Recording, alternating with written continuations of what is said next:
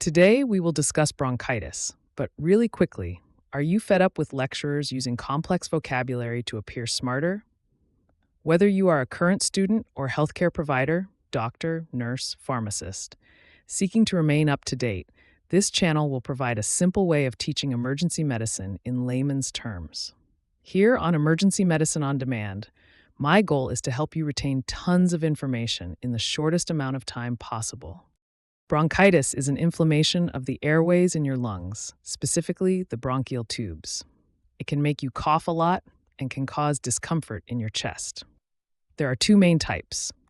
One, acute bronchitis. This usually comes on suddenly and is often caused by a cold or flu virus. It generally lasts for a few weeks. Two, chronic bronchitis. This is a long-term condition often caused by smoking or prolonged exposure to irritants. It can last for months or even years. Signs you might have bronchitis. Cough, a persistent cough that may produce mucus. Chest discomfort, a feeling of tightness or discomfort in the chest. Fatigue, feeling unusually tired. Shortness of breath, difficulty breathing or feeling winded with minimal activity. Fever, sometimes a mild fever can occur. If you notice these symptoms and they persist or worsen, it's a good idea to see a healthcare professional for an accurate diagnosis and appropriate treatment. If someone has bronchitis, here are some simple steps to help manage it. 1. Rest. Make sure to get plenty of rest to help the body heal. 2. Stay hydrated. Drink lots of fluids like water, tea, or broth to stay hydrated and help thin mucus. 3. Use a humidifier. Adding moisture to the air can help ease coughing and breathing. 4. Avoid irritants. Stay away from smoke, dust, and strong odors that can make symptoms worse. 5. Cough medicine. Over-the-counter cough medicine can help ease coughing, but check with a doctor first. 6. Pain relief. If there's chest pain or discomfort, consider taking pain relievers like ibuprofen or acetaminophen. 7. See a doctor. If symptoms are severe or last more than a week, it's important to see a healthcare professional for advice and possible treatment. Encourage the person to take it easy and follow these steps for relief. In the hospital, if someone has bronchitis and needs treatment, here's what the medical team might do. 1. Check vital signs. They will monitor breathing, heart rate, and oxygen levels. 2. Oxygen therapy. If the person has trouble breathing, they may receive extra oxygen to help them breathe easier. 3. Medications. They might give medications such as bronchodilators. These help open up the airways. Steroids to reduce inflammation in the lungs.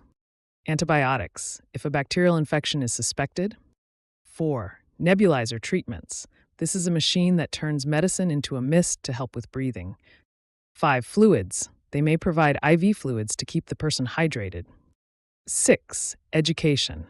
The healthcare team will teach the person how to manage their symptoms and prevent future issues. The goal is to help the person breathe better and recover as quickly as possible. Here are some commonly used medications for bronchitis. 1. Bronchodilators. Albuterol Ventolin Pro Air helps open the airways for easier breathing. Steroids.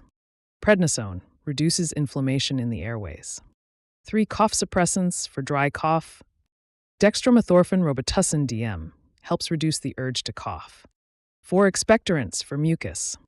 Guaifenesin Mucinex helps thin and loosen mucus, making it easier to cough up. 5. Antibiotics if a bacterial infection is suspected. Amoxicillin, sometimes prescribed if there are signs of a bacterial infection. Always consult a healthcare professional before taking any medication, as they will determine the best treatment based on individual needs. People at an increased risk of developing bronchitis include 1. Smokers. Those who smoke or are regularly around smoke are more likely to get bronchitis. 2. People with allergies. Those who have allergies or asthma may have more sensitive airways. 3. Older adults. As people age, their lungs can become weaker, making bronchitis more likely. 4. People with lung diseases. Individuals with conditions like asthma or COPD, chronic obstructive pulmonary disease, are at higher risk. 5. Frequent respiratory infections. People who often get colds or flu may be more prone to bronchitis. Workplace exposure. Those who work in environments with dust, chemicals, or fumes, like construction or factories, may have a higher risk. 7. Children. Young children can be more susceptible due to their developing immune systems. Being aware of these risk factors can help individuals take steps to protect their lung health. Now you need to watch my video on bronchiolitis or have a look at metabolic acidosis.